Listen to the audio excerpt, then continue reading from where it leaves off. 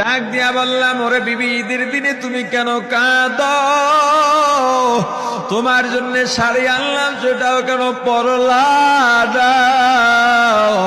তোর মা জবাব দিয়া বলছে, স্বামী গো, আপনারা যখন নামাজের জন্য রওনা দিয়া গেলেন, আমার অমুক সন্তান আপনার সঙ্গে যায় নামাজ দিয়া নতুন পোশাক পরে নামাজে রওনা দিয়েছে, কত সুন্দর লাগছে দেখতে। হঠাৎ করে তাকায় দেখলাম আমার কলিজের একটা মানিক আপনাদের সাথে নাই। আমার মনটা আর ভালো লাগে না। আমি ফোন দিলাম আমার মানিকের কাছে। ফোন রিসিভ করে বলে, মা, নাস্তা বানাইছি, খাইছি, এখনো ছুটিতে আছি, আনন্দ করতেছি, ঘোরাফেরা করতেছি, কিন্তু আমি মায়ের মত। আমি বললাম, বাবা, তুই আমাকে পেটে ধরিস নাই, আমি তোকে পেটে ধরছি। আমাকে খুশি রাখার জন্য কত কথাই না বললি।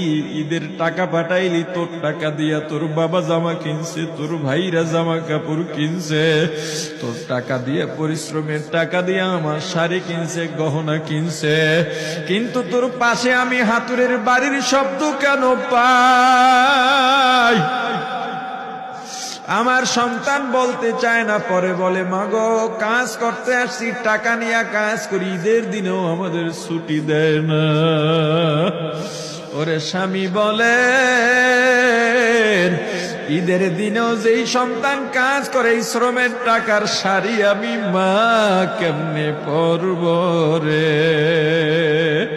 ওরে বাবা, আজকে তুই আসবি, খবর শুনে তোর মা এক সপ্তাহ আগের থেকে ঘুমায় না, তোর জন্য কত রঙের পিঠা বানাইছি, তোর জন্য কত আয়োজন, আমি তোর মাকে কি বলবো বাবা বল? বাবা সন্তানের লাশ অ্যাম্বুলেন্সে উঠে বাড়ির দিকে রওনা দিছে।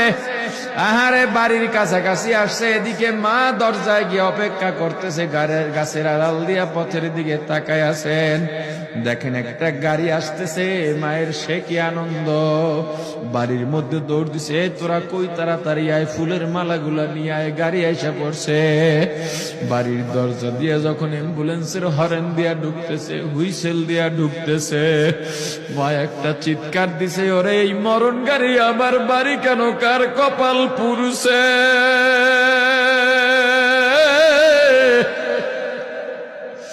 অ্যাম্বুলেন্সের দরজা খুলে তাকায় দেখি কলিজার টুকরা সন্তান